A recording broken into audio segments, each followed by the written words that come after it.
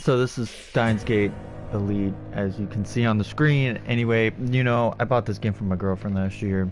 It's a visual novel game, and I figured she'd like it, so I wanted to, you know, I got curious. Like, super curious, you know, and I would have started this a while ago, but oh, I didn't think about this. You're gonna hear audio for a second. Don't worry about that. Don't worry about that. There you go. Mute. I've got it. I know. Thank you. I do not need to learn more. Anyway, you know, I got this game for her last year for Christmas, and I just been staring at it and staring at it and staring at it, and so I'm curious. And then, you know, she's finally got a job, so I can finally live stream in peace without worry. Before, I didn't want to live stream with her here because, you know, there's a lot of going back and forth, and by that I mean her calling me or asking me to go get something for her, whether it be something to eat, something to drink, covering her up, bringing her a cat. I mean, you name it. I was the one to go get it. But oh, so this is pretty much where we were at when it started. Just threw me completely for a loop. Steins Elite. There's no end. Oh, it's the. Okay, I haven't seen this. Cryptic. 007, maybe? No, just joking. Speaking of drink, though, I was just planning. I'm actually gonna go get a drink. I need a drink. And I'm gonna be. You know what? I'm gonna grab this Bolt House Farms Banana Honey Almond Butter Protein Plus drink that I do with my department quite frequently because it's in the produce department, and I work in produce at Kroger's. So can it? I was about to say maybe I'm not strong enough to open this. You know, I love drinking these things, especially the banana honey almond butter. Vanilla chai is also really good. Mango smoothie is beautiful. The strawberry banana one is also pretty good. I don't really like any of the chocolatey ones, although the chocolate banana Dutch one is probably the best chocolate-based one for me. I haven't tried anything to do with greenery. None of the green smoothies, none of that. I'm not interested in it. I haven't tried the blue one. I forget what it's called. I haven't tried vitamin V, multivitamin V or something like that. It's weird. Okay, so there we go. I'm gonna read this right now. There is no end, though there is a start in space. Infinity. It has own power. It ruins and it goes, though there is a start also in the star. Finite. Only the person who was wisdom can read the most foolish one from the history. The fish that lives in the sea doesn't know the world and the land. It also ruins and goes if they have wisdom. It is funnier that man exceeds the speed of light than fish start living in the land. It can be said that this is a final ultimatum from the god to the people who can fight. No, we're not watching that again. Apparently this is a game from 2009 that was remade in what's this say? I'll find it eventually, maybe. Oh, yeah. New game. Thank you. I didn't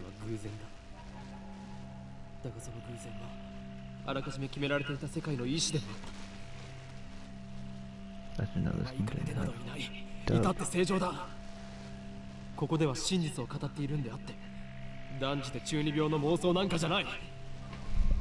Is that Sasuke? ほんの些細なことだとしても、それが未来の大きな流れを決定づけてしまうこともある。バタフライ効果という言葉を知っているか？知らないなら調べるのだ。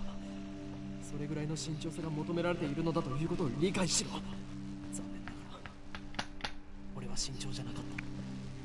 自分の愚かさを分かっていた。あいつを失うことになんてならなかった。未来をこんな形にしてしまうなんてこともなかった。分かるはずがないだろう。その瞬間の自分の手に人類全ての運命を決定づけるような重大なターニングポイントのスイッチが握られているなんていうことは分かるはずがないんだ。考えてもみるがいい。普段の人間の知覚は 99% が遮断されている。人は自分で思っている以上に愚鈍な生き物なんだ。普段の生活の中に生まれている何気ないことなど気にも留めないし、知覚したとしてもすぐに忘れるか脳が処理をしないかのどちらかなんだ。だけど俺に言ってやりたい。迂闊なことをするなと、軽率なことをするなと、見て見るふりをするなと、もっと注意を払えと。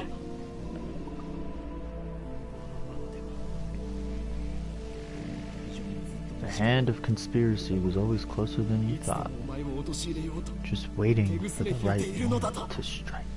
He sounds desperate. He also sounds a lot like the Japanese voice actor for Sasuke, but I doubt that. I'm not gonna look it up. Ooh, stars.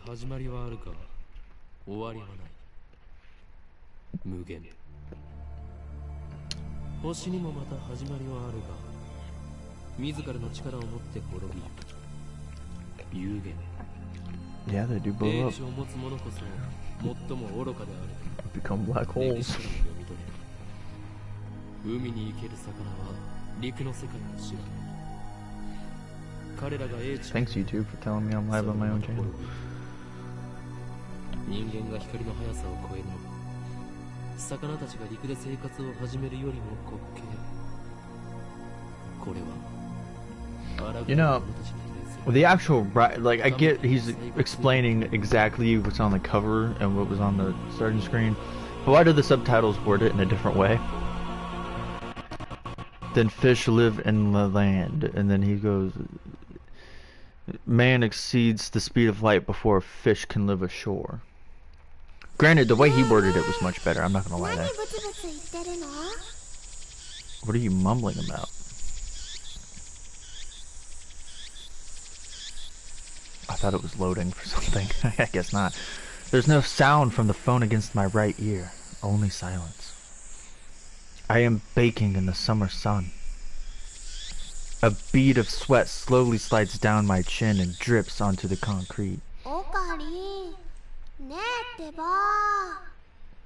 Okarin. Earth to Okarin. Okarin. Ha ha boo. You talking to someone? I nod and put my phone back to my ear. Still no sound from the other side. What a dick. My contact is wise to maintain silence. The whole area could be bugged. Yeah, that makes sense. No, I was just talking to someone. Everything's fine. I'm about to infiltrate the assembly hall.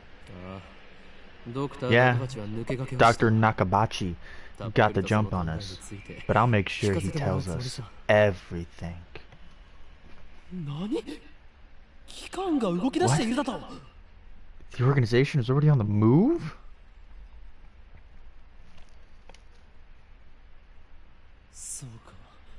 I see. So that's the choice of Steins Gate. Ersai Kongru.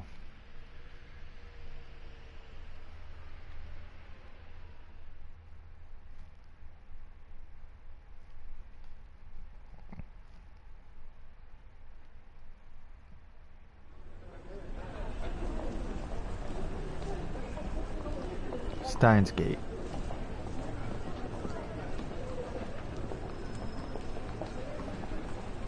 Some know it as fate, to others it is the will of God. You couldn't count on one hand the people in this world aware of its true nature. In any case, we should begin the infiltration.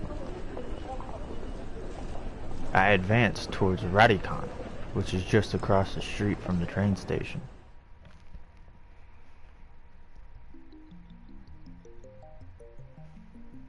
course, this is enemy territory. I can't just stride through the front door like an average person.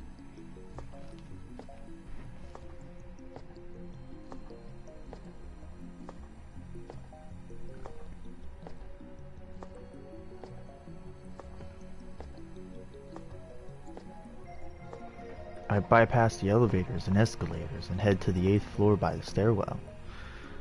At long last, I make it to the 8th floor. Honestly, I didn't think it would be so brutal. So who was that on the phone? This girl, Sheena Mayuri, immediately resumes our conversation. She followed me all the way up here, and she isn't even short of breath. If I told you, I'd have to kill you. Oh wow.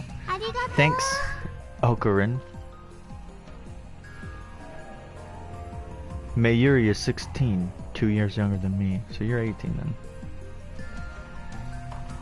So she's more like a little sister than a typical childhood friend.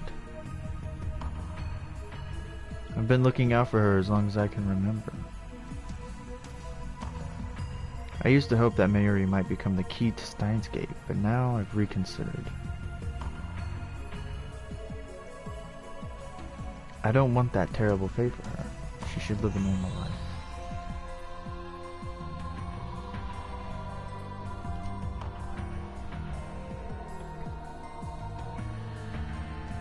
Once inside, we're greeted by a sign reading Dr. Nakabachi's Time Machine Press Conference. He's Riku. Not like a memory. That's interesting. Okarin. So I knew his voice was familiar. I just thought it was Sasuke's, not Riku's. Then again, I'm more used to the American voice actor for Riku, not the Japanese one. Mayuri insists on calling me Okarin, but it's neither my real name nor my code name. It's just one of those annoying nicknames people use. How many times do I have to tell you? Don't call me Okarin! Huh? But I've always called you that. That was then! I have since become Hoyoyin Koyoma, the insane mad scientist hunted by secret organizations the world over. That's...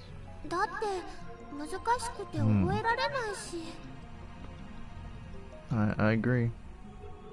I agree. He's also Ryuji?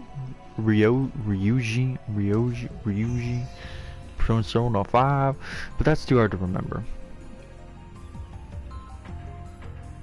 In any case, Hoyin Koyoma is my real name. And besides, it doesn't even sound like Okabe Rentaro. You're weird. Okabe Rentaro may be my real name, but I have rejected it for it is stupid. Okay. You do you, bro. Bro. So, Okarin, can I ask you something? In one ear and out the other. What are we doing here?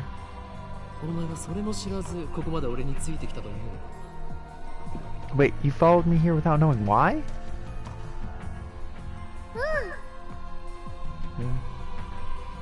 Yep.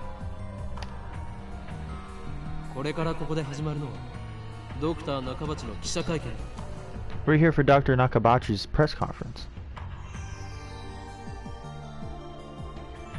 We're standing in the assembly hall on the 8th floor of Radicon. It is here that the conference will be held. Press conference? But where are the reporters? Mayuri's right. Considering Nakabachi's notoriety and the topic at hand, I was expecting a larger audience.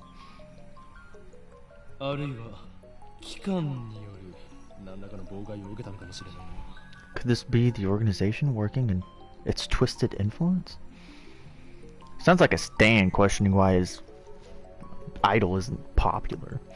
I thought that Nakabachi was like me, a scientist fighting to overthrow the organization. But this press conference suggests other motives at work. Our enemies won't miss this chance. I'd prefer not to get wrapped up in this mess. Nevertheless, I'm interested in what he has to say. You wrapped something. Is it his birthday too? Keep your guard up, Mayuri. I suspect this won't be a normal conference. I didn't even finish my sentence.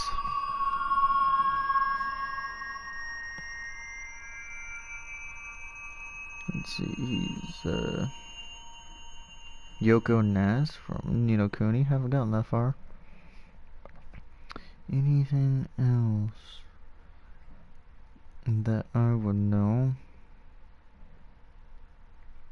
Oh my god. Did not want to go down that far. Not yet, anyway.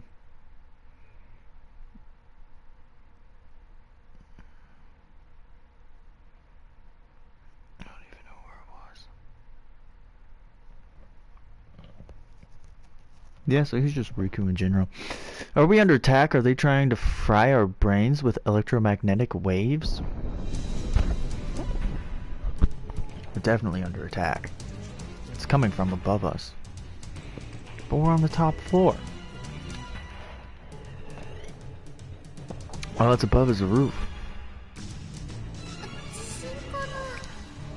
An earthquake? Is its magnitude 2? What does magnitude mean again? No time to deal with Mayuri's confusion. Something's not right about this. Feeling uneasy, I pulled out of the conference hall. I ran up the stairs to the roof, ignoring the no trespassing signs in my way.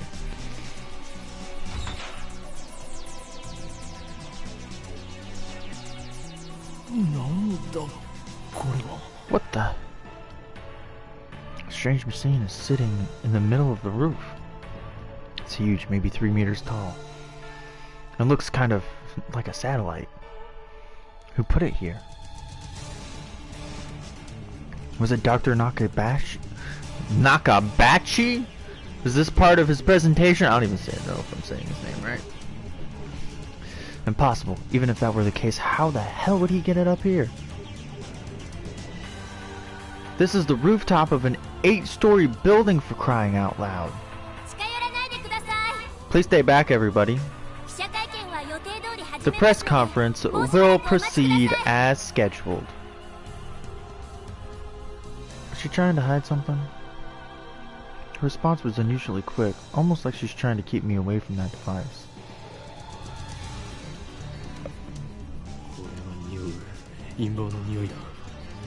I've got a noise for conspiracies, and this stinks of a cover-up. Just what are they trying to hide?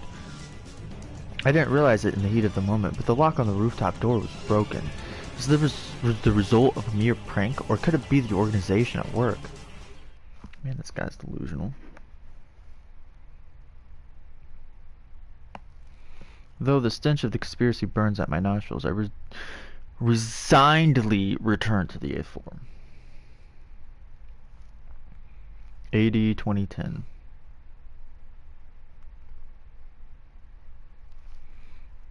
Mayuri is nowhere to be seen. She's not in the event hall either. Well, she's probably scared of a magnitude 2 earthquake, my man. I find her on the 7th floor.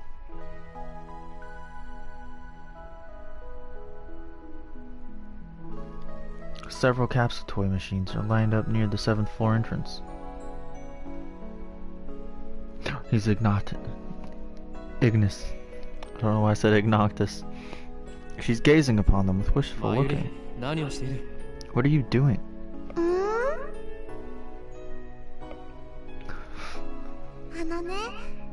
Well, I really want an Oopa.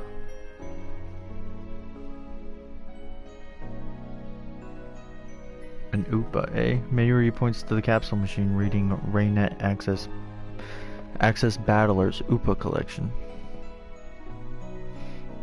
Nowadays, it's hard to find anyone unfamiliar with Raynet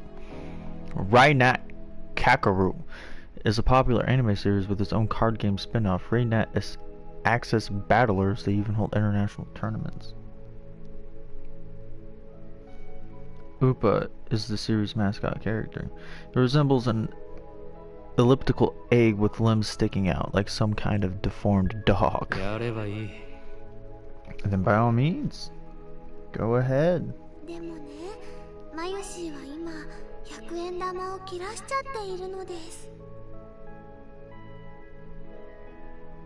But Mayushi's all out of 100 yen coins.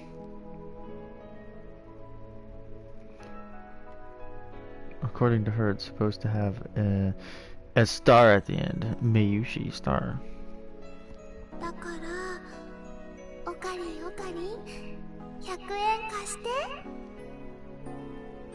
Yeah, I don't think he's Sasuke. I think I've gone back far enough that I should have showed his Japanese voice actor from Ninja Storm, because I know they got all those people back from Ninja Storm. But, you know, he's Suzuki from Monthly Girls Nozaki-kun? Okay. So can I borrow 100 yen, please? Do you think it's that easy, Mayuri? You'll get no money from me. Instead, I'll show you just how harsh life really is. I pull out a 100 yen coin and drop it into the machine's coin slot.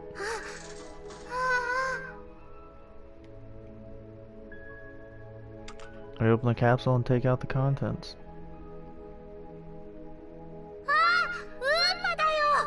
It's an UPA, and it's metal. A metal UPA. Is it rare? Super rare. Mayuri's eyes are sparkling. Does she really want it this badly? I give this creature of metal to you, Mayuri. Honestly, I don't want it. Really? Are you sure, Okarin? The name's Hoyuin Koyoma. Thank you, Okarin. She's never gonna call you that, dude. Is she doing it on purpose? Yeah, that's kind of what friends do. Thank you all for coming to Dr. Nakabachi's Time Machine press conference. Sounds like they're starting. I was gonna go right into more dialogue from him, but I guess not.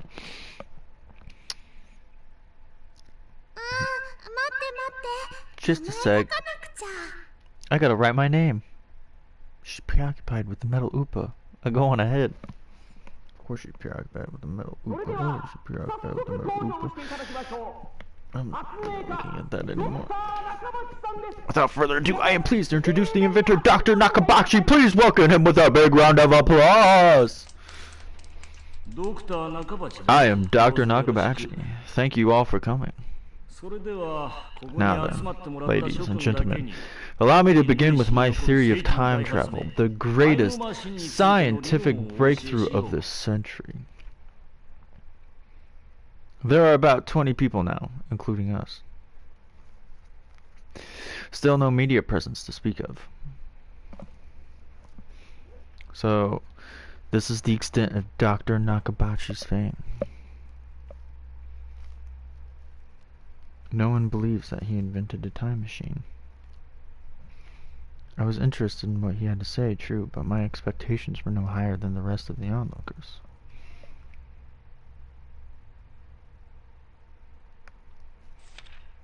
And a good thing they weren't. As he proceeded to explain his time machine design, my curiosity quickly turns to disappointment, then anger.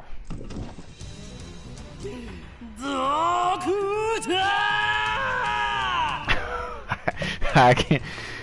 Woo, I can't do that line justice. He did that perfectly.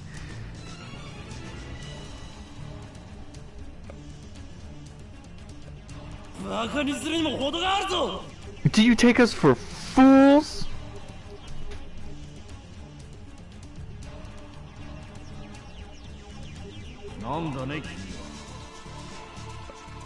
Who the hell are you? Who the hell am I? Someone who knows you for a frog. That's who. You stole your theory from John Titor, and you call yourself an inventor? Someone throw this man out. You're the one who should throw out. Oh, you're the one who we should throw out, Doctor. Have you no shame? You have no right to call yourself an inventor. Shut your mouth, you little pest. Just then, someone taps me on the shoulder from behind. Creepy.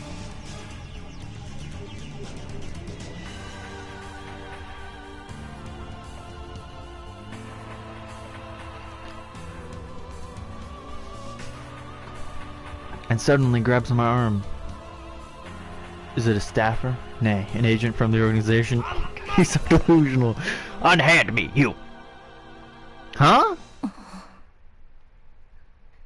It's a girl about my age. Her face looks somehow familiar. Where have I seen her before? Ah! It's Makis Kurisu? Makis Kurisu. We haven't met, but I know her face.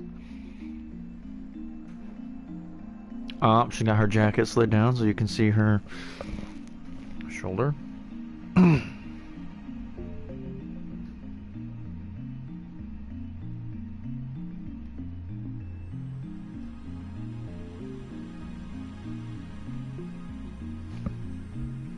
Derek was about a 17-year-old girl who had just graduated from an American university. My voice cracked. Not fun. Her thesis was even published in a major scientific journal.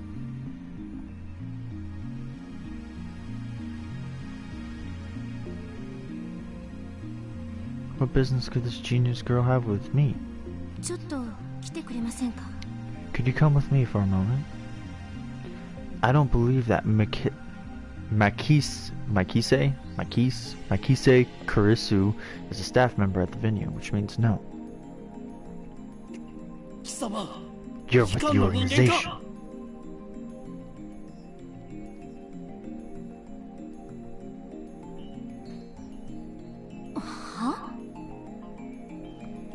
Huh? Stop fooling around and come with me. I decided to shut up and follow suit. My outburst has already attracted too much attention. I let Makise Kurisu lead me out of the assembly hall.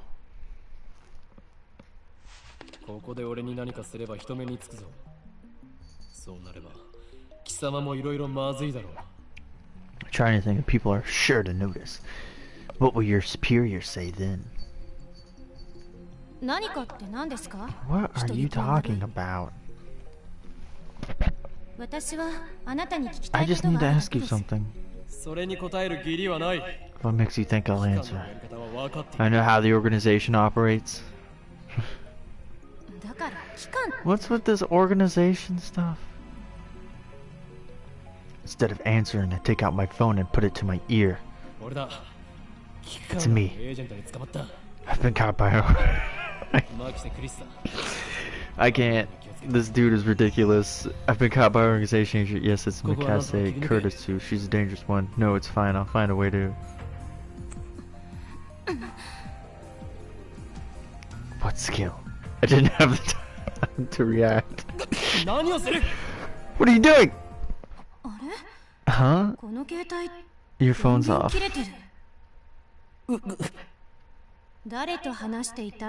Who were you talking to?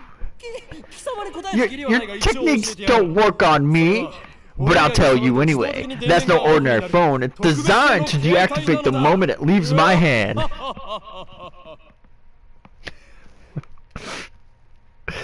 Such measures are necessary to maintain secrecy. I know things that could get me killed. Oh my god, this state It was a mere gambit to get my phone back from Kurisu, but it somehow worked. It's not freaking aging, dum dum. Whew, that was a close one. So, you talk to yourself. Yeah. This is bad.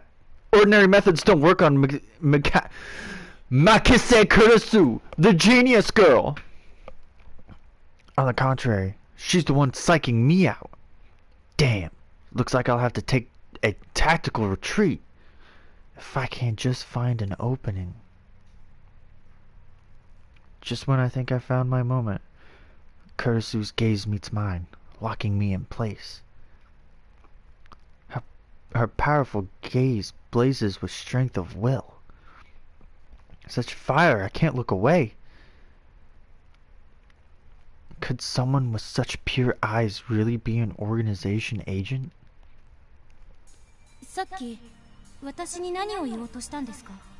What were you trying to tell me earlier? Earlier?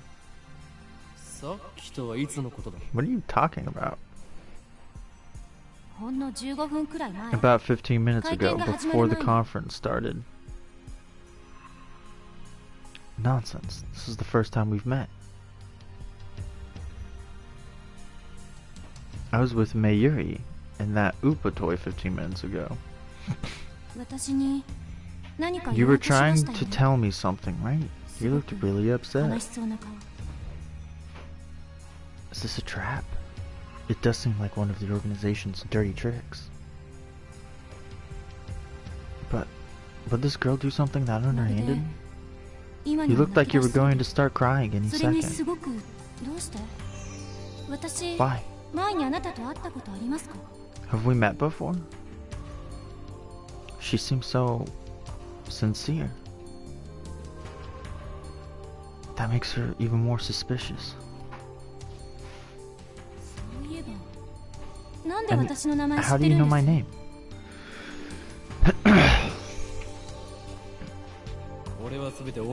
My knowledge has no limits. Oh my, does this guy have no shame? Does this guy have no shame?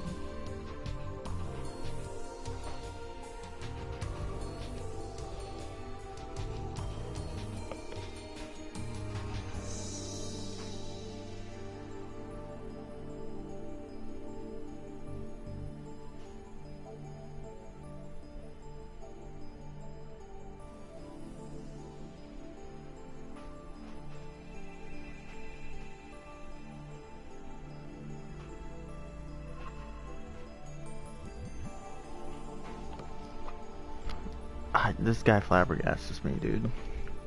I'm a mad scientist after all. Genius girl, our next meeting shall be as enemies. Huh?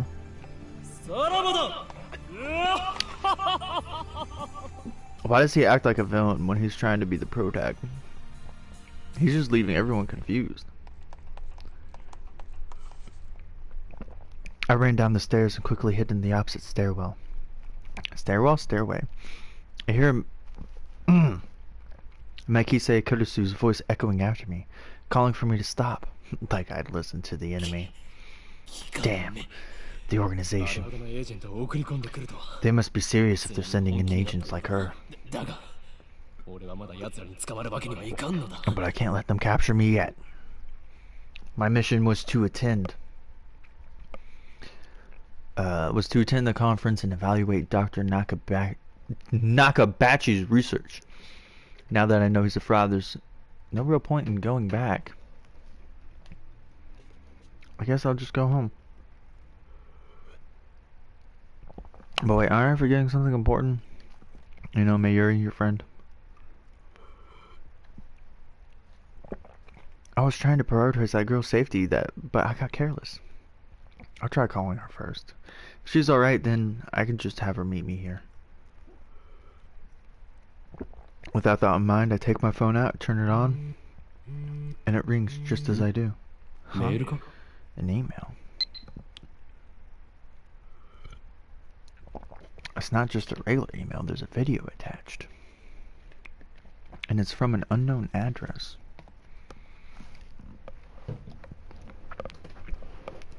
I opened the video file with some trepidation. Is this a prank? Or some sort of Makisi Kurisu style attack? Maybe the noise is some sort of make people go crazy frequency.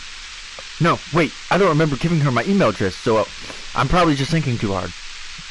I have more pressing matters to deal with anyway. I stopped the video and called Mayuri's phone from my address book. Damn it, Mayuri. Why won't you pick up? At this point, I have no choice but to go search for her.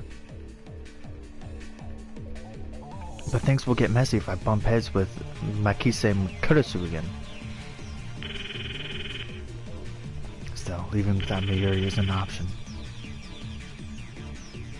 Call me overprotective, but she's like a little sister to me, and there's a very real danger that she might wander off somewhere the moment I let her out of my sight. You've already let her out of your sight! And by somewhere, really do mean anywhere. Mayuri has always been like that. I never know if she'll be there when I turn to look. In a sense, that's why I became Huyoin Kayoma. Still don't know how to pronounce that. With a sigh, I close my phone and begin my search. Suddenly, I hear footsteps coming up the staircase. Oh my god. Okarin! My metal Upa ran away! What? Ran away? What? It's alive? That's a little hard to believe. God. I think I dropped it. I see, so she was looking for it. Jeez, to think I actually worry about her. That was actually not. Two different things. Forget about it. You can always get another one. It's rare! No, she can't! No way! Metal Upas sell upwards of 10,000 yen online, you know. Wait, what? There's my mouse.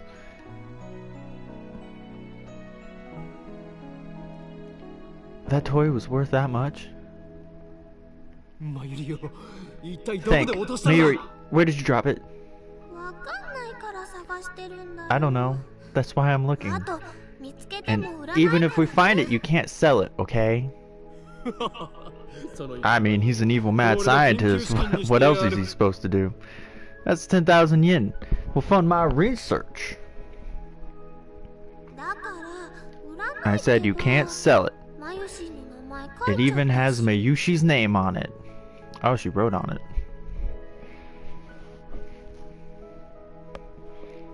Thus begins our search for the metal Upa.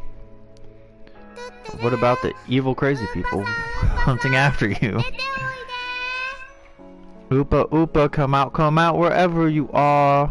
Mayuri tries calling its name. I don't know if she truly expects a response. By the way, Tutoru is Mayuri's catchphrase. It means, actually, I've never bothered to ask what it means. Anyway, the metal Upa is nowhere to be found. It's probably stolen. This might mean that she didn't drop it at the 7th floor near the capsule machine, but somewhere on her way to the 8th floor. There's also the possibility that it was pilfered by someone who knows just how much a metal Upa is worth. What kind of man steals a helpless girl's toy? Is there nothing in his heart but the lust for money? Says you! You're about to sell it for research funds! Sounds like you, Okarin. Whoa! Wasn't expecting that from Mayuri. Again, I'm not gonna read that line. I cannot do that justice. The man did a perfect job screaming. What was that? Was that a scream? I think so. Why do you think... Why did you think that and not just say that out loud? First the incident on the roof, and now this. What's going on here? Mayuri, ここにいろ. Stay here, Mayuri.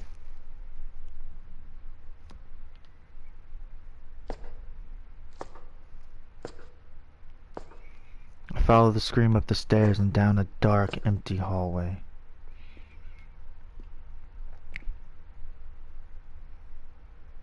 I'm pretty sure it came from around that corner. And there, through a conspicuously open door, I see it. There's something on the ground. It's the metal Upa? No, motionless. I recognized her clothing. What was it? It can't be. What? Mikise Kurosu. The impertinent genius girl I just fought with 30 minutes ago. Okay, you didn't fight, you argued.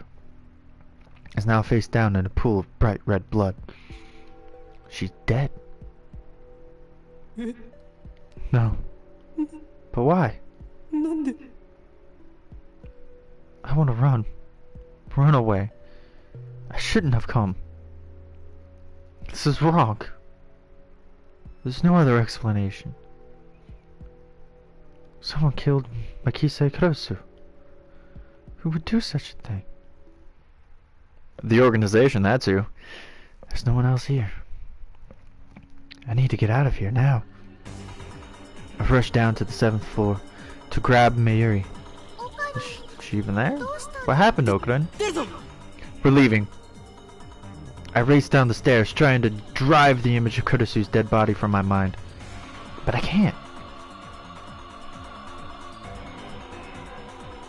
The redness of her blood is burned into my mind, more than the sight of the body itself.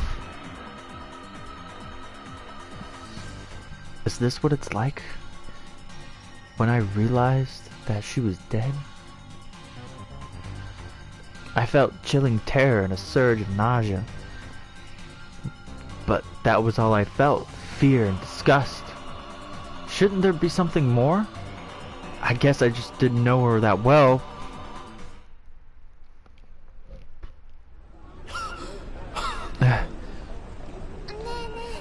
Hey, what happened? You look really pale. She looks slow, but she's actually pretty fast on her feet. Someone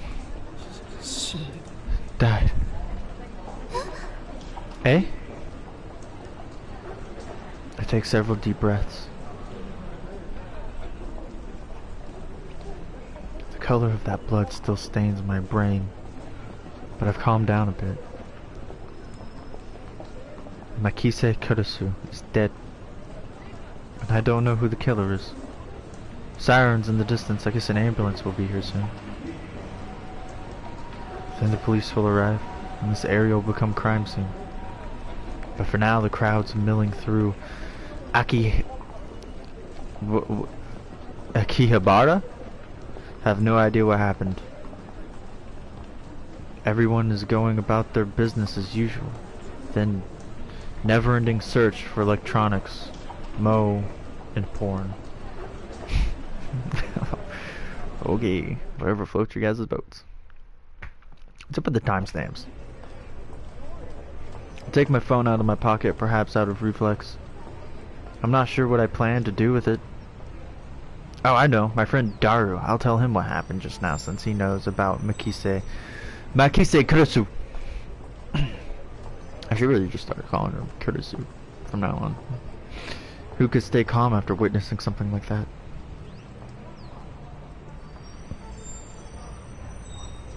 I have no idea who did it.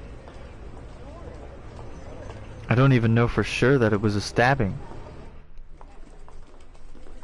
I just made the assumption, based on pooled blood on the floor and fact, that I didn't hear any gunshots. On the other hand, I didn't write that she was dead, even though I'm pretty sure she was. I can't exactly explain why I didn't. If I had to say, I guess I felt like writing it down would set it in stone. I finished typing and placed my thumb over the send button. And then, with the lightest touch, I pressed down, sending.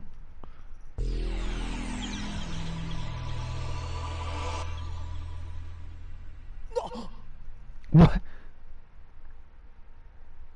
What was that?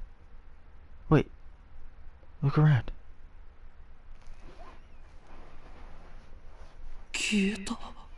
They're gone. Summer break, 12:54 p.m. Akihabara. Chuador, a 3-minute walk from the station. Right there.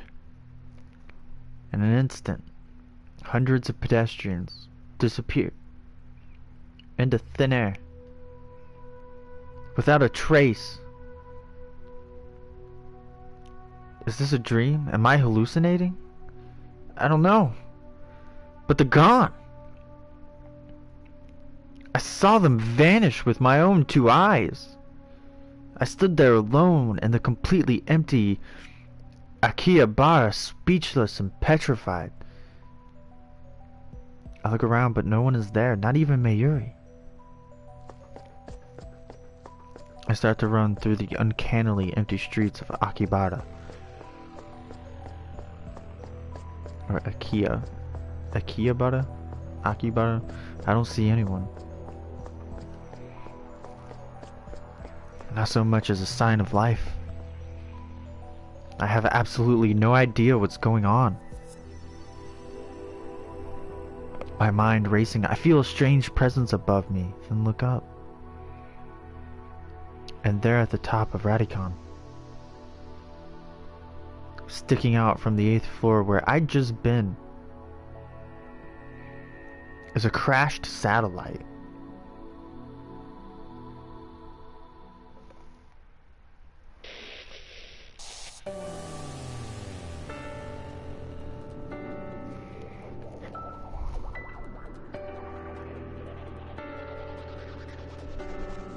What was that, the introduction or something?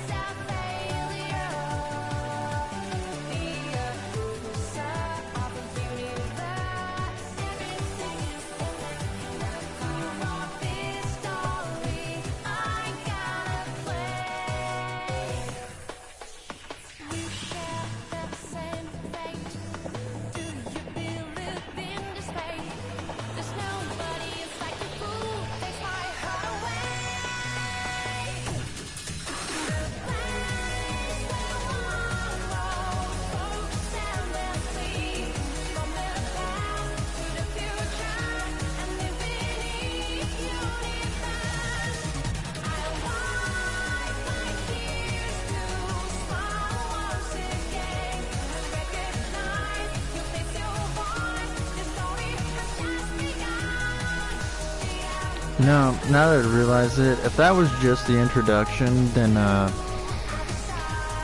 that introduction was an hour-ish.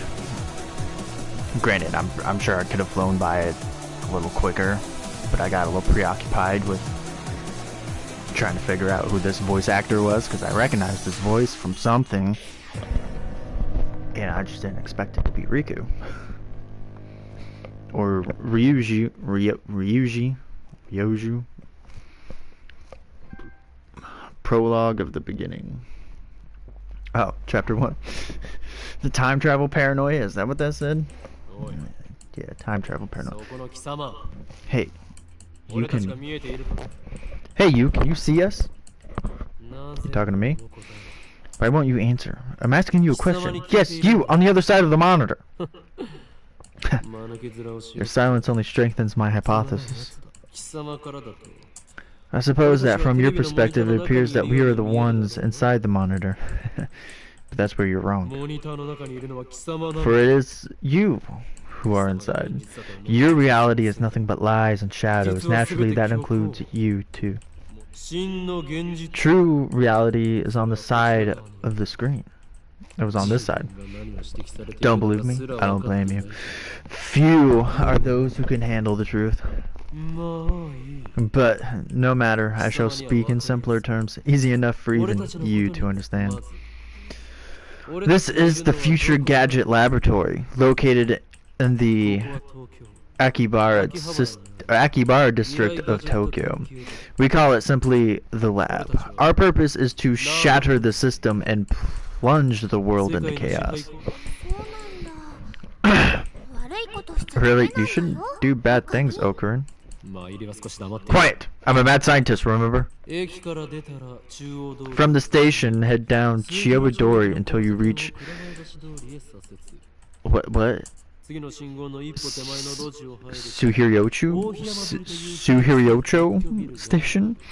Then take a left into Kurameyabashi Dori in the alleyway before the traffic light. You'll find the rundown Oihayama building. The lab is on the second floor. On the first floor is a store of ill repute called the Brawn Tube Workshop. You can't miss it. It deals exclusively in CTR monitors, of all things. Can you imagine, even in the heart of Akibara's electric town, the demand for CTRs is practically non-existent. But the proprietor of the Brawn Tube Workshop, Tenoji, is also the owner of the building. That's how he can afford to maintain his ridiculously niche hobby shop, even as land value continues to rise.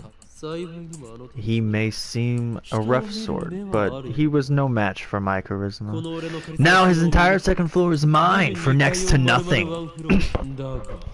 Oh god.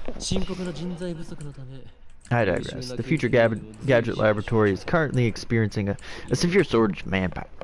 We welcome dedicated scientists from all fields to apply. At present, our researchers are... Okarin. You've got to say lab mims, not researchers. Our lab mims, laboratory members, are 3. And let me guess, I am the founder of the Future Gadget Lab. Lab Mem number 001, the insane mad scientist. Okarin is cuter though. Next, we have our resident cosplayer and only female member, Lab Member number 002, Shina Mayuri. Call me Mayushi. I like making costumes more than wearing them. And last we have a resident super hacker, Lab Mim number 003, Hashida Itaru. Stop calling me that. It's super hacker. Duh. Here at the Future Gadget Laboratory, we devote ourselves to the art of invention. For details, see our lab homepage. Our top priority, of course, is to develop weapons for the war with the Dark Dominion. But that research has spawned a number of offshoot inventions. In fact, that's all it spawned. Our arsenal of future gadgets is up to 8. But this is just the beginning. I have a total of 108 inventions to create. Like in that tennis manga, right? I get it. No, it's like it's the number of earthly desires and mortals. You at channel junkie. And I thought I told you not to interrupt me when I'm talking. Yeah, wouldn't want to interrupt you talking to yourself. 独り言ではない。 I'm not talking to myself. Can't you see? I'm talking to the person behind the monitor. He just grinned. Oh my god, what the hell is that? What are you grinning about? Damn you, you don't even exist outside the monitor. Just say, don't look at me. I don't think that's gonna work. It appears our attempts to communicate have failed. It's sad to see someone so deeply in denial of reality. Maybe they think we're in the same. Oh, maybe they think we're in the game. I doubt it's even occurred to them. But aren't your 2D girlfriends the same way? That's different. Those girls are my wives. Waifus. Nobody cares about your harem. But Mayushi touched upon a very interesting theme, you know. What if we're actually just characters in a game? Anyway, we can know for sure. No. Come on. Such questions are meaningless. Our time is better spent thinking of ways to destroy the system. Nice Chuniboyu, bro? What the hell is that? Step back from the monitor. Displayed on the screen is an ugly cute character, Alpaca Man. This is a game called Alpaca Man 2, where you speak to Alpaca Man via microphone and watch him react. The game exploded in popularity when it was released 10 years ago, but personally, I find only the ugly part of ugly cute to be true. I bought it yesterday, 500 yen used, headset included. I turned to Daru with a menacing glare.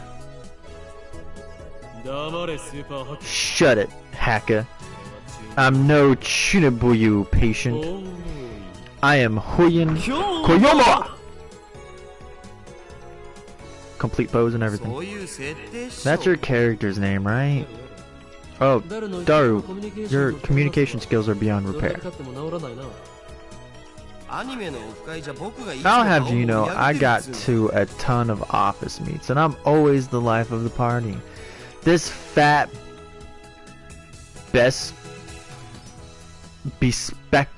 bespeckled guy is my brother, an arms and right-hand man, Hashida Itaru, nicknamed Daru.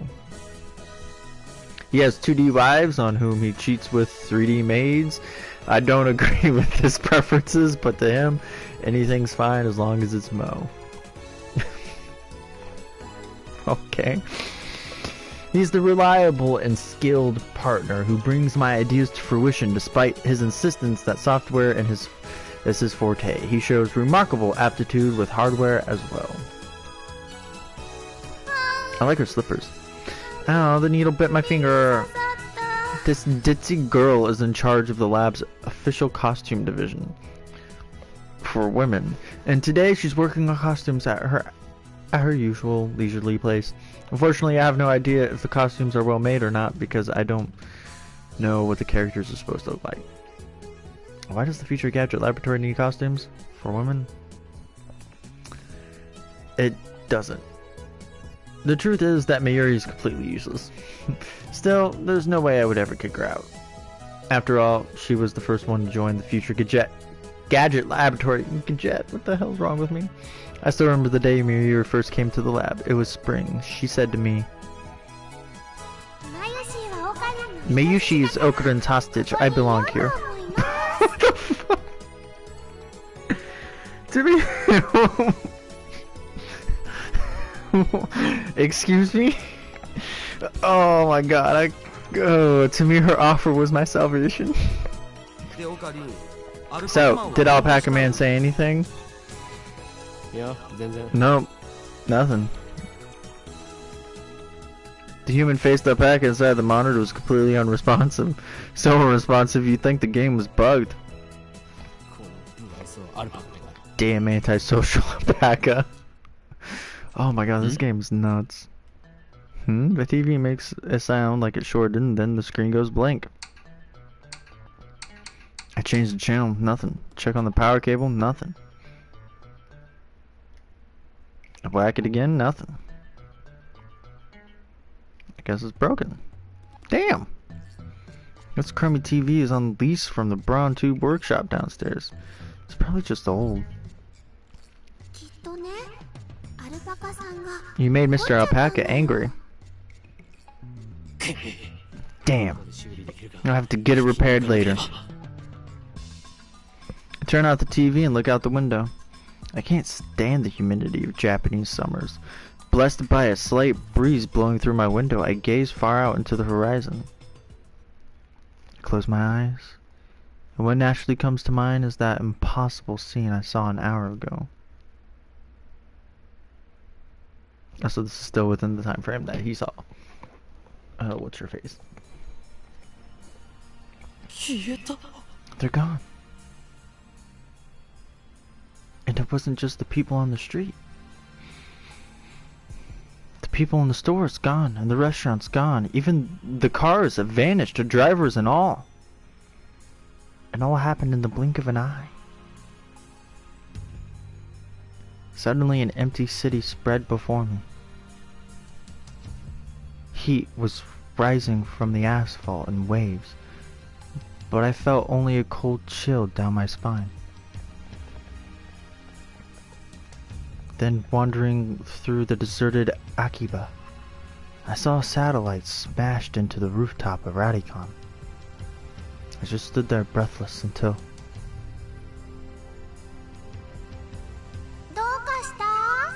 What's wrong? Mayuri's voice brought me back to reality. Mayuri hadn't disappeared. Everyone disappeared just now, right? Hmm? You saw it too, right? Just now, before our very eyes. Did you see it, Mayuri? You saw it, right?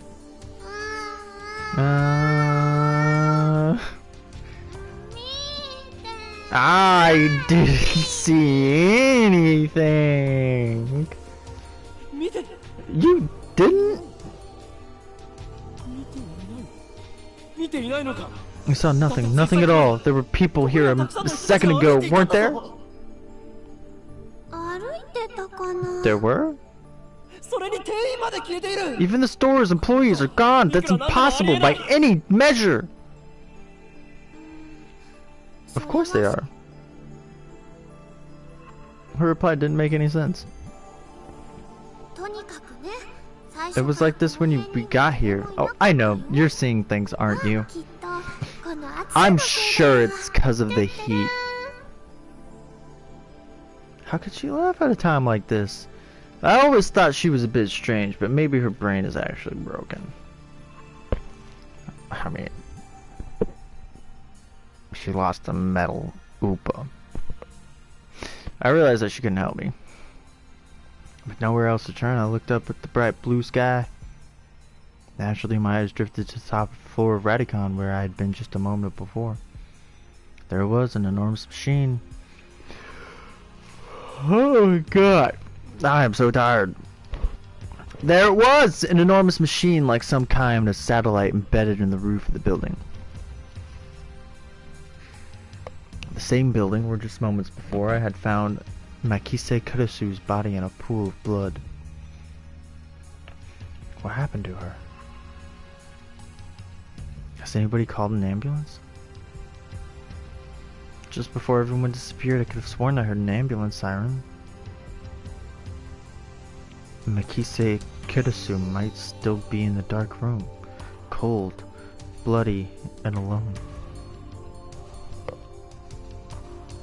The thought disturbed me, but the question at the forefront of my mind was,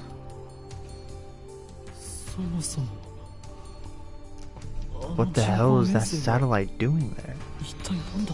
Satellite.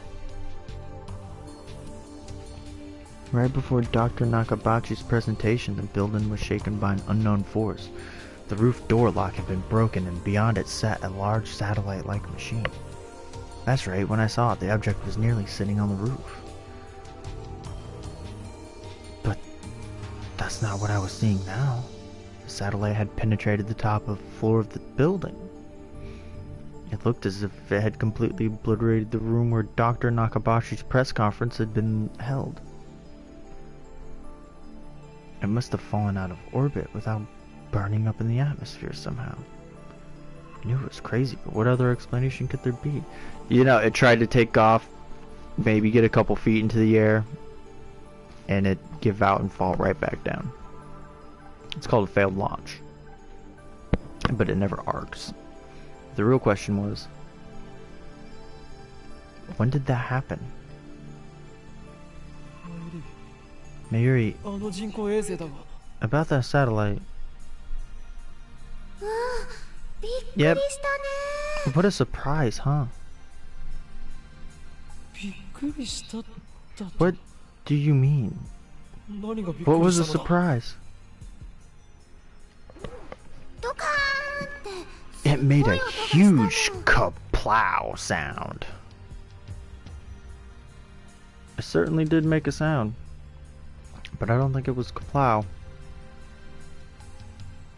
I'd say it was more like zzz, like the roar of an earthquake. Like the roar of an earthquake. Did that satellite fall out of the sky? Did it? Do you think any aliens were on board?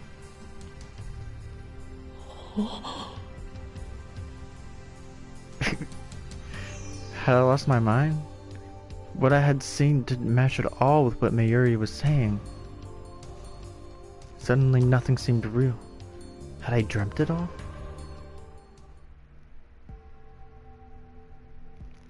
I caught the attention of policemen trying to cordon off the scene and tried to tell him about the stabbing of Makise Kurusu. But no one got stabbed at Radicon, he annoyedly insisted. What? How could you say that with such certainty? We were escorted by UPX. There were people at UPX like usual.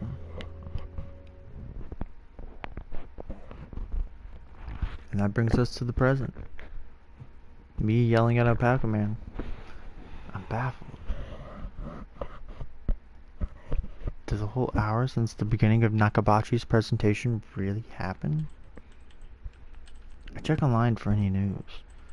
The net is buzzing about the mysterious machine that crashed into Radicon. Nobody's mentioned anything about the disappearance of hundreds of people from Akiba streets, nor about Makise Kurusu's murder. It's all a mystery. A mystery. I see. So that's it.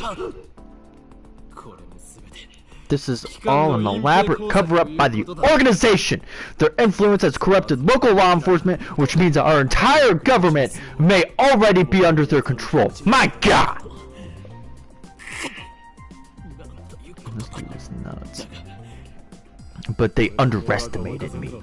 For I am not so easily played. One day I will expose their deeds and put an end to their reign. Having come to a satisfactory conclusion, I take the celebratory bottle of Dr. P, my favorite soda, from the fridge.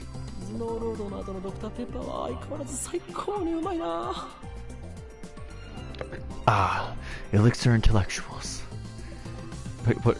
Elixir intellectualis? A drink fit for a genius.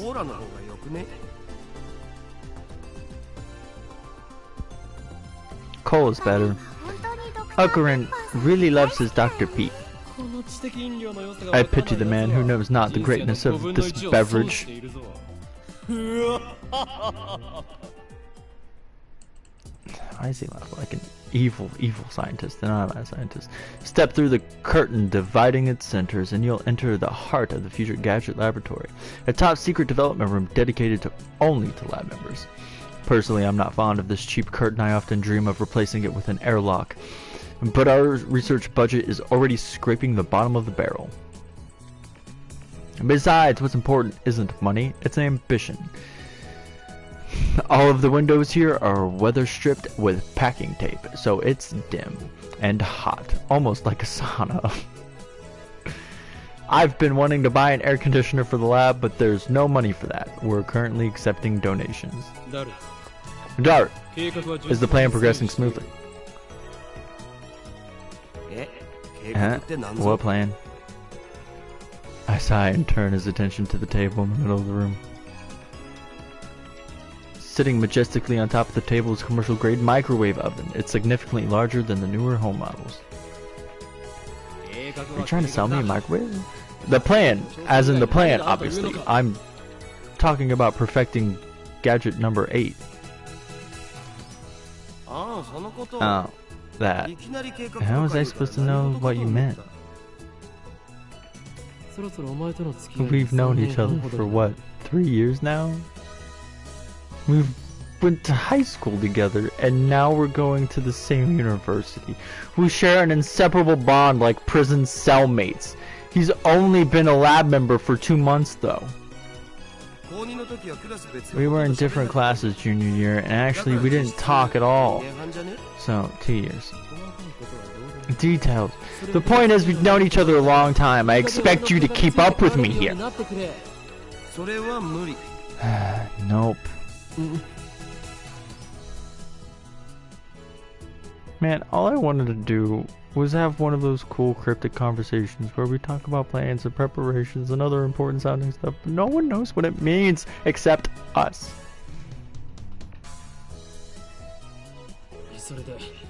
So, are we any closer to figuring out what's wrong with gadget number 8? Not yet. I really do feel for this guy, I have to say. He is... there's no other way to say it. He's nuts. And I love it. So far, the Future Gadget Laboratory has completed a total of 8 inventions. Don't you mean 7? Because you're not done figuring out the kinks of number 8. As I explained to Pac-Man, the lab's primary goal is to develop weapons for the war against the Dark Dominion, led by the organization that rules the world from the shadows.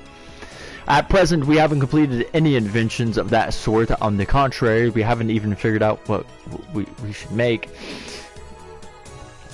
But along the way, we have managed to create some ingenious futures gadgets as a byproduct of our research. It is a fundamental truth of science that great inventions are often created by accidents, in other words, serendipity. So far, the typical total 8 in number. Gadget number 1, a bit particle gun. Gadget number 2, the bamboo helicam. Gadget number 3, could this be Aura? Gadget number 4, mode snake. Gadget number 5, once again, I've made a worthless object by Goemon. Gadget number 6, the Siloom Saber. Or the Kyaloom Saber. Gadget number 7, Ghost in the Ball. And anyway, our current problem is Future Gadget number 8, the Phone Wave, name subject to change. Phone Wave is a pretty weak name, so I've added name subject change to the end until we come up with something better. For the record, it was Mayuri's idea, not mine. But I digress. The Phone Wave, name subject to change, is in short a remote-controlled microwave. A few days ago... Oh my god. Did you stop that? A few days ago, however, we discovered the Phone Wave, name subject to change, has a second unintended capability. Our brave, or possibly just ditzy Mayuri, had made it her daily routine to heat some frozen fried chicken by remote control. Long story short, she was defrosting her beloved juicy chicken number 1 as usual when the unexpected happened. The chicken came out more frozen than when she'd put it in the microwave. Refroze the chicken. Bear in mind the frozen chicken had almost thawed by the time she placed it in the Phone Wave, name subject to change. But when she removed it, it was frozen solid. Since then, Daru and I have been searching for the cause. We tried copying what Mayushi did, but we just can't reproduce the freezing phenomenon. And when we tried to freeze a banana, it turned out really weird. I just don't get it. Mayuri, bring forth the bananas! Are you gonna turn them into gel bananas again? That's been bugging me. Mayushi, can you stop calling them gel bananas? Gel bananas? But gel bananas are gel bananas. Whatever, get moving. Why do you have to use the whole bunch? It's a waste of food. I take the bananas from Mayuri and stick the whole bunch into the phone wave. Name subject to change. Your stinginess could cost us the battle with the organization. That's fine with me. Mayushi always buys the bananas, and now Mayushi can't eat a single one. Next time, we'll only do one banana. The phone wave, name subject to change, is simple to use. It's a microwave with a phone taped on. The number is already in my address book, so I just need to call the phone wave. I waste no time. The call connects in an instant. Hello, this is the phone wave, name subject to change. This is the voice of Mayushi's guidance, the system Daru programmed to operate the phone wave. Do you hear Mayushi's voice? Be quiet, I'm trying to listen. You can operate the timer from this menu. After pushing the hashtag button, please enter the heating time in seconds. For example, press hashtag 60 for 1 minute. For 2 minutes, press hashtag 120. Entering the command properly will cause the phone wave, name subject to change, to function like a normal microwave. Instead, we're going to deliberately mess up and enter 120 hashtag. That should do it. This method was originally a simple mistake on Mayuri's part, but it somehow starts the freezing process. The phone wave, name subject to change, comes to life. Nice turntable, right? It's even spinning backwards. Backwards? That might have serious implications. If we look at quantum critical behavior driven by Hund's rule. Yeah, no. Not Hund's rule? No. Oh, okay. The three of us wait and stare at the spinning bananas. After 120 seconds pass, the microwave chimes. Ah! Gel bananas are ready. After Mayuri discovered that the phone wave, name subject to change, had a freezing function, we attempted to freeze a bunch of bananas. This is what happened. It just gets more confusing each time. Daru, you wouldn't mind eating one of these, would you? Of course you wouldn't. It's for science. Your sacrifices will forever be remembered.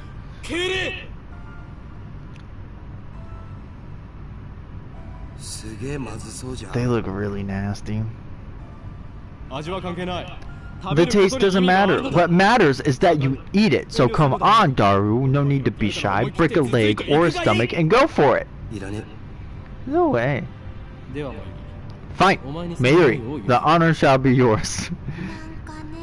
But gel bananas are all gloopy. Droopy, soft, and squishy.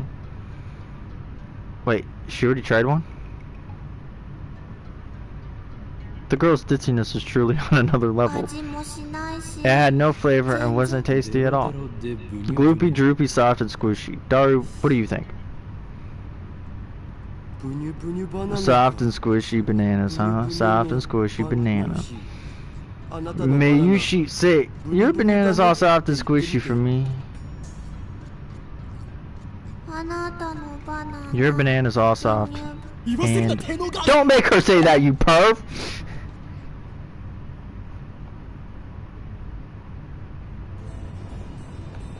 In any case, there's nothing we can do about it now. It's time for Daru and I to head to Debru. There's going to be a seminar at ATF and we have to be there. Tokyo Dinky University, where Daru and I go to school, collaborates with ATF to set up satellite classes. Summer credits, basically. We have to attend the seminar and write a report. Come to think of it, what's today's seminar about again? I looked it up before summer holiday began. I should have written it down. Behind me is the large unidentified object that crashed into the building near Akibara Station. The building is under police barricade. No one is allowed to approach it, but from a distance, the object appears to be some kind of satellite. I got a new message. Mary, subject to Upa. You know, I'm really sad about dropping my Upa. It's worse than last year when I missed buying Fatty Garo Froggy. Responding to every last aspect of a message is a waste of time. I should just pick one topic to respond to, or maybe I won't reply at all. Dude, we gotta reply. We've gotta reply. How do I hit X, let me reply.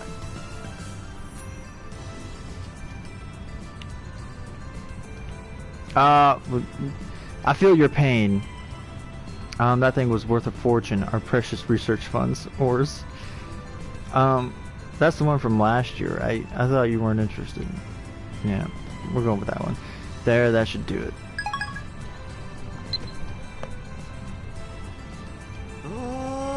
Man, feel that AC. I'm a lot! Unlike the lab, Dayubaru has air conditioning, making it an oasis for poor students like us. Yeah, another reason for our diligent participation in the seminar. About the phone wave, name subject to change. I might have found our answer. You know that name subject to change thing is really annoying. I won't give in that easily, even if no other lab members use name subject to change. I will carry on until the day we decide its true name. Now's not the time. So, what's your latest ridiculous theory? What do you mean ridiculous? My genius brain considers every possibility, even those a lesser mind would say break the laws of nature. Don't you dare call that ridiculous. So basically, you're just pulling yourself out of your ass. You can't call that science. Stop interrupting me. At this rate, I'll never get to my point. Daru, I have a hunch that the phone way name, subject to change, may be the key to opening Steins gate. How's that? Steins what? You lost me back at ridiculous, man. Let me share my revelations about the phone wave name subject to change. Damn you. My brilliant ideas will clearly find no purchase with Daru. Time to change the topic. So you're telling me you have no interest in checking out Reddit? I won't get to see anything anyway. Besides, most of the info is out on the net already. There's more than 100 threads on the @channel. It's nuts, dude. But when I ask him if there's any information about Mikise Kurisu on the @channel, that again? What do you mean again? I mean, you sent me that email like a week ago, right? I sent you an email? Don't be ridiculous! I saw her dead just 3 hours ago! You know, that message was kind of weird. It was dated a week after I got it, which means it came from the future. He's right, the email was sent from my phone. It was split into 3 mails. Someone stabbed.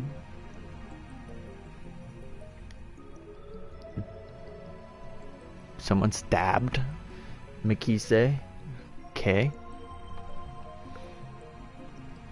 Orisu. Don't. This is the email I sent you 3 hours ago. Your chime signals our arrival on the 5th floor. The elevator door opens slowly. As we step out of the elevator, I see a girl, and I recognize her. You.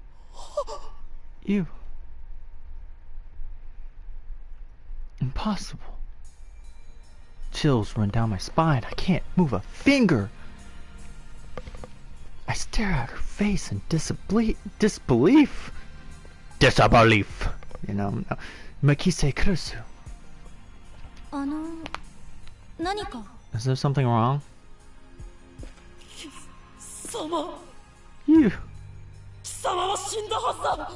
You should be dead. Why are you here? And you're even... There isn't a single blood stain on her clothes, and the same one she was wearing when I found her. Only a serious wound could have produced that much blood. Yet, as far as I can tell, she's completely uninjured. Not even a scratch.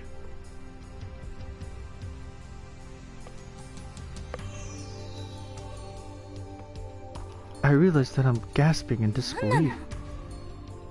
What's wrong with you?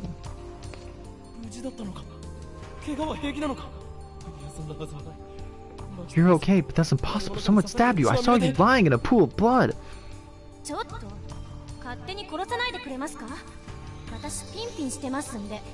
Hey, could you not talk about me like that? I'm perfectly fine.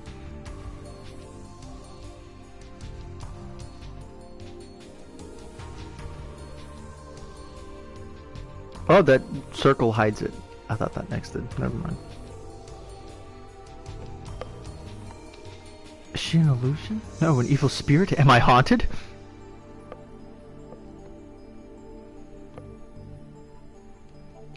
I don't believe in such unscientific drivel. I'm a mad scientist.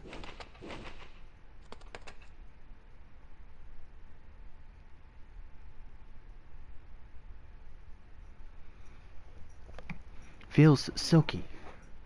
Quite the cuticles. Substance. She has substance. Of course she's not a ghost. How silly of me. Her skin so soft, so alive. Dead bodies don't feel like this. Not that I've ever touched one. Look at her face. Look at how terrified she is. She's about to call the cops.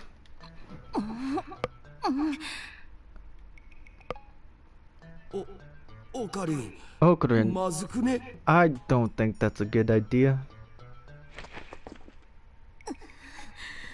Hey! Are you trying to get yourself arrested? I just want to know the truth. That's right, she was stabbed. Maybe she's just hiding her wounds. This requires further investigation. Oh, no. Don't. Grab the hem of her jacket, pull it aside, and take a good...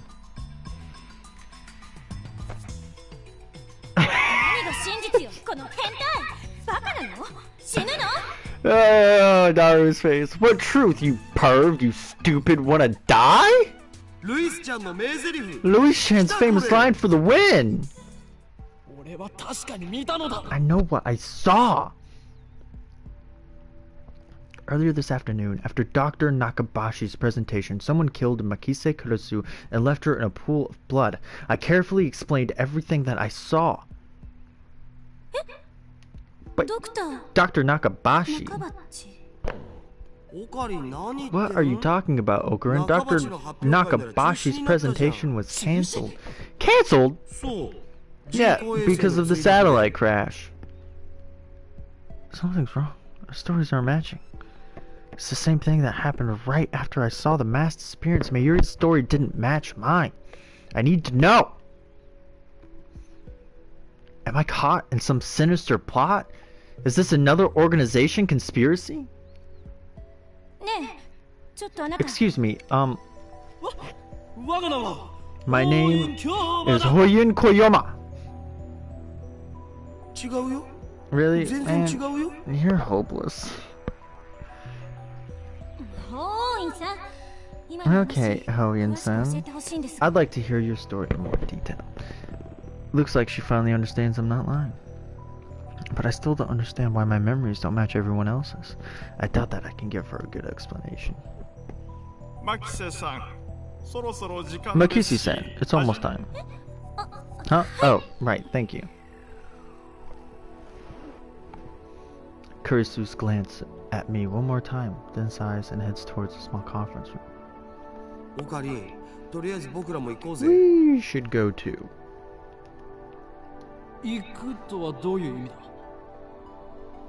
Go where? To hear the lecture, duh.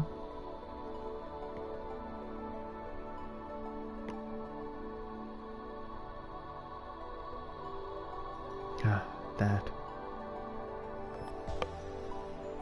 Did she come to attend the lecture too? Strange.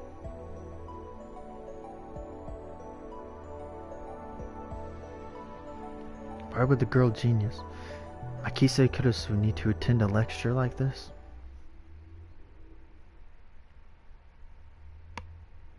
Isn't it obvious? She wants some of that sweet, sweet AC. Okay, my guess was a bit off. The girl genius didn't come to attend the lecture.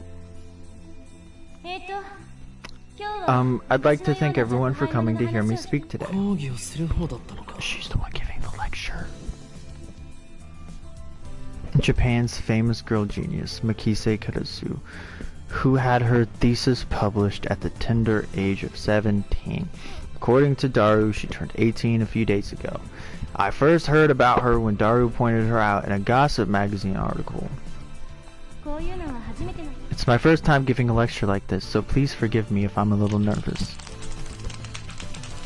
The audience is pretty mixed. It's mostly students like us, but there are also a couple of professors. And Kurisu just gave me a sharp look. What did I do? When I stare back at her, she quickly looks away. I don't care if she's a genius or whatever. I still don't like her. She may have these people fooled with her timid girl act, but I learned at Radicon how cunning and aggressive she really is. And no, you didn't! Even if her murder was some kind of hallucination, my judgment of her character is still correct. For today's lecture, I've been asked to speak on the subject of time travel. It's not really my area of expertise, but I'll try my best. Time travel? Ho ho. Let me start by saying that time travel is an absurd concept. Oh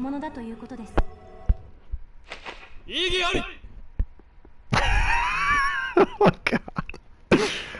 Oh my god, I feel so sorry for my man Daru right here. Oh my god, what are you doing?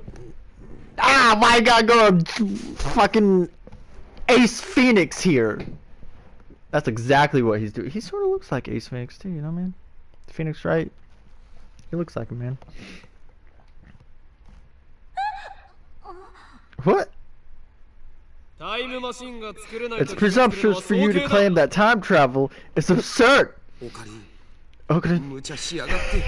You magnificent fool. An ATF staffer entered the room ready to kick me out, but Kurisu stopped him. Perhaps I got too carried away. You think you did this with Nakabaki,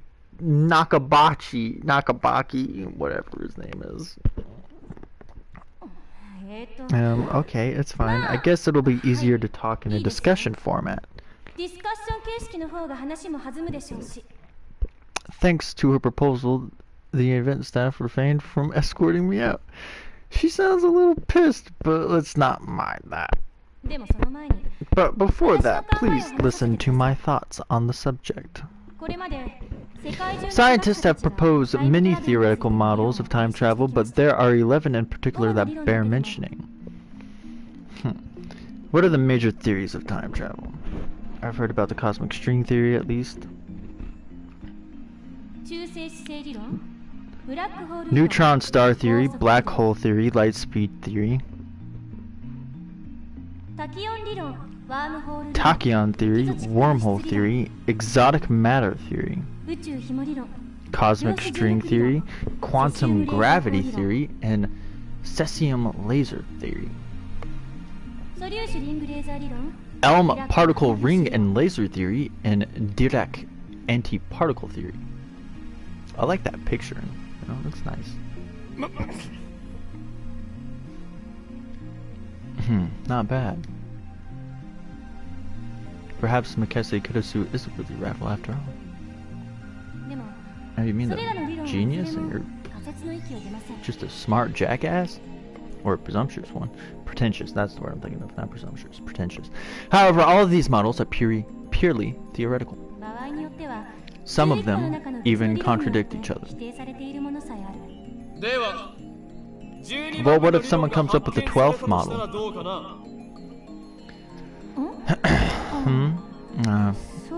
Right, well, it could be contradicted by the 13th model.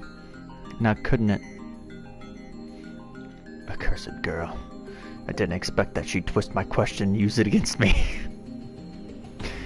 All of a sudden, I can feel everyone's eyes on me. It's risky to be conspicuous, so I probably shouldn't get too carried away. By the way, time travel to the future is available to us right now, according to Einstein's special theory of relativity. For example, let's say someone were to go to Haneda Airport and board a plane headed to Okinawa. Upon arrival, that person would be about 100 millionth of a second further into the future than I am. What does that mean? According to the special theory of relativity, time moves slower for objects as they approach the speed of light.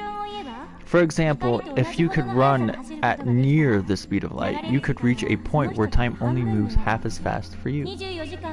If you were to keep running at that speed for 24 hours, 48 hours would elapse in the rest of the world, meaning you would jump one day into the future. Understand, Human Koyoma? Gah! Why are you singling me out? Because you're the only one who said objection! And what about going to the past? Going to the past is possible right now. Take a look at the sky at night. You can see light from tens of thousands of years ago, can't you? Well, I was just getting started. Let's say we wanted to make a machine that could physically transport people through time. What would we need? The best candidates for this are the cosmic strings and wormholes. A cosmic string is a string-shaped crevice with extreme mass. A string-shaped crevice. That must be how they enter our universe. But do cosmic strings really exist? The crevice is about as wide as an elementary particle and at least as long as the diameter of a galaxy. It has immense mass, so it distorts space-time. If you were to travel through that distortion, you could make a full circle around the string in less than 360 degrees. In short, you can do something resembling a warp. This is called a space-time angular deficit. When you pass through an area of angular deficit, transit time becomes 0. Now we apply this to the cosmic string moving at near light speed. According to the special theory of relativity, time will flow slower for the cosmic string in relation to its surroundings. In other words, you will arrive in the past after transit. If you use the two cosmic strings, you can do a space deficit jump. If you loop back to your original location, you can return to the same time you started revolving. And that, roughly speaking, is time travel by means of cosmic strings. By the way, just so nobody misunderstands, cosmic strings are not the same as superstrings. Now then, you need 3 things in order to travel to the past with the cosmic strings. First, the cosmic strings themselves, 2 strings to be exact, by the way. They are hypothesized to exist only where the universe was first formed, so they might be a little hard to find. Second, you would need the energy required to make the move at near speed light. How much energy do you think you would need to accelerate something as long as the Milky Way to near the speed of light? I'm pretty sure it's a little more than 1.21 gigawatts. Third, you'd need a spaceship capable of reaching those cosmic streams and returning with the time traveler alive, of course. What do you think, Hoien-san? Care to take on the challenge of cosmic string time travel? Like that's even possible. And why the hell is she addressing me? 'Cause you singled her out! Only you! You're the only one! Everybody else stayed quiet! Except for one person who asked about past time travel. Looks like Hoien-san doesn't want to take the challenge. In that case, let's consider wormholes. They may be a little more realistic than cosmic strings. By the way, Hoien-san, do you know what wormholes are? Since I've been challenged, though I can't leave the question unanswered. It's like a shortcut through space, right? Yes, that's correct. There are 2 wormholes joined by a tunnel. No matter how far away the wormholes are, transit time through the tunnel is 0. But oh no, there's a problem. The wormhole tunnel suffers from supergravity and collapse as soon as it opens. So we need something to negate the effects of gravity, so-called exotic matter, a substance with a negative mass which repulses other matter. Negative mass, huh? Is it something that floats if you leave it on the ground? Maybe not. I can't even begin to imagine what it would be like. Say the 2 wormholes tunnels is being squished by an invisible fist. In order to pass through, you need something that could oppose my fist's grasping force, so that I can't squish anymore. If you stabilize the tunnel with exotic matter injection, instantaneous travel between wormholes becomes possible. To travel through time, however, it takes a little more effort. For example, let's say there's a wormhole entrance here in Akibara, and the exit is in Los Angeles. First, we send the wormhole in LA all the way to the end of the universe at near speed light. Oh my god, I did not get enough sleep for this. And once it's there, we yank it back to LA. How? Man, he's getting outclassed here. According to the special theory of relativity, time slows down for objects moving at the speed of light, meaning that the hole that returned to LA would be further in the past than the Akibara hole. So now, if Hoien-san jumped into the wormhole, he'd arrive in LA several years before he left. However, this still can't be called true time travel. It only seems that way. This is called the Urishima effect. The important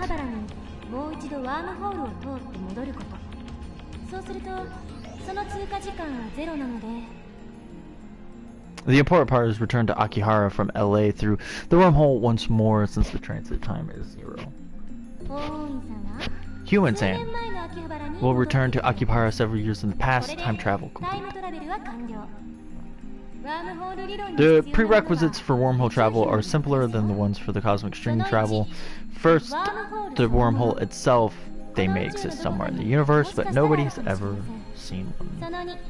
Second, the energy required to move a wormhole to the end of the universe and back at near light speed. Third, the exotic matter, which, by the way, has not been confirmed to exist.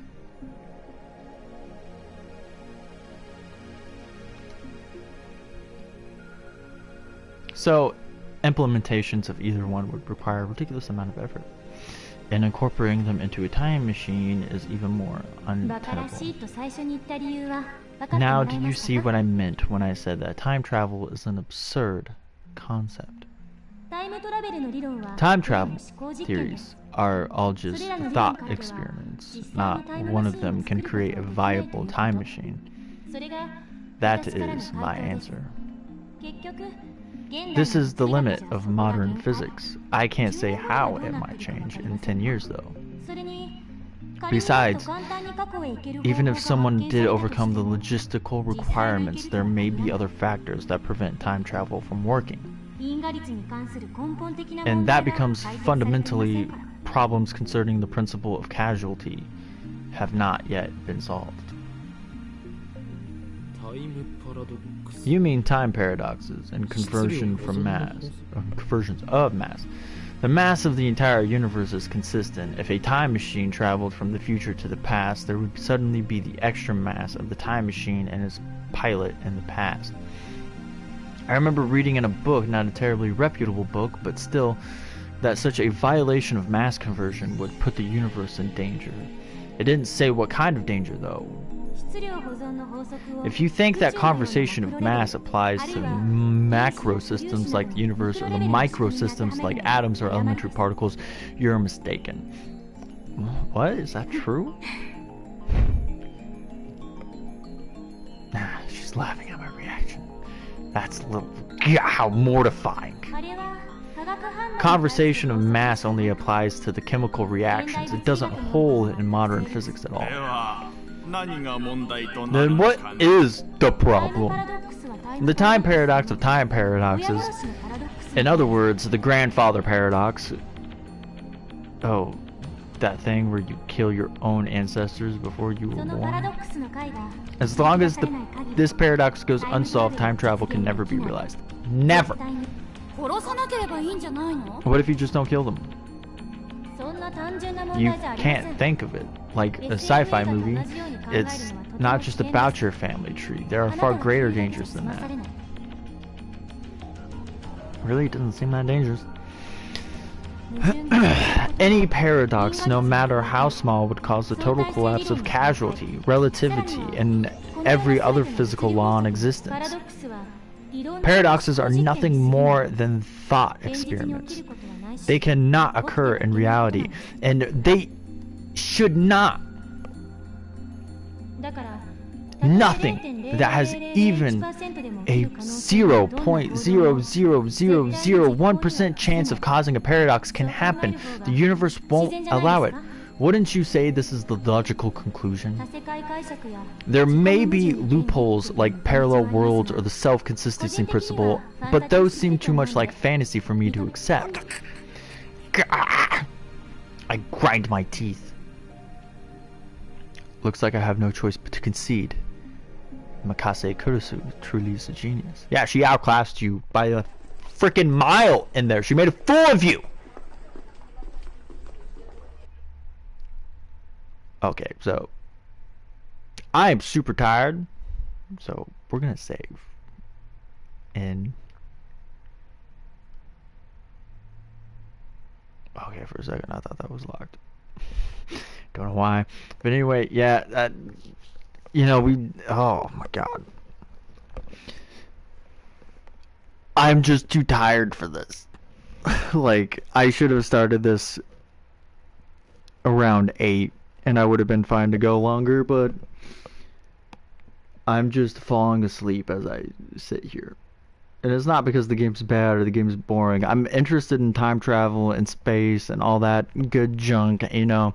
And Okuran's character is delusion grandeur personified. Oh my god. He's a hoot. You know, he's embarrassing and humiliating, and it makes you really feel for Daru for having to deal with his stuff. And then you have